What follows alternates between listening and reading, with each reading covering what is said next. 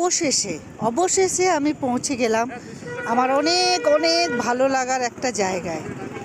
বহুদিন থেকে নানা রকম ভিডিওতে ফেসবুকে এই জায়গাটি দেখেছি, তো আজকে অনেক দিন পর আসার সৌভাগ্য হলো।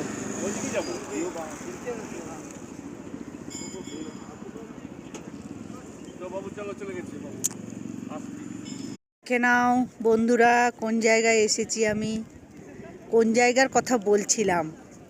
খুব সুন্দর জায়গাটা।